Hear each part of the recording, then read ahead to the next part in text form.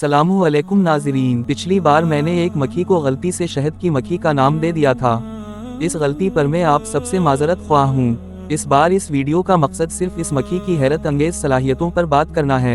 ये अकेली रहने वाली शिकारी मच्छी है जो नरम मिट्टी या रेत में बिल बनाकर अपने बच्चों के लिए ठिकाना तैयार करती है। इस वीडियो में इस मक्खी की रफ्तार दिखाने का मकसद था, पिछली वीडियो में इसे सुस्त करके दिखाया गया था। अब जरा इस मक्खी की रफ्तार को देखें। इस छोटी सी मक्खी को देखिए, किस कदर बर्क रफ्तारी से मट्टी को फेंक रही है। ये वीडियो जो आप देख रहे हैं, ये बिल्कुल नॉर्मल स्पीड में रिकॉर्ड हो रही है। वीडियो को स्लो करने पर आप देख सकते हैं कि कैसे ये मक्खी जोर से मट्टी को अपने से दूर फेंकती है। शुमार करने पर मालूम हुआ कि ये 2 सेकंड में तकरीबन 15 दफा मट्टी को फेंकती है। इतनी सी जिस्म वाली ये मक्खी अपने साइज के मुकाबले में हैरत अंगेज ताकत रखती है।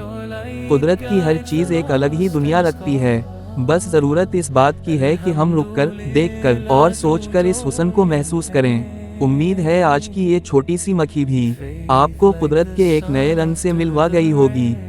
अगर वीडियो पसंद आई हो तो लाइक करें और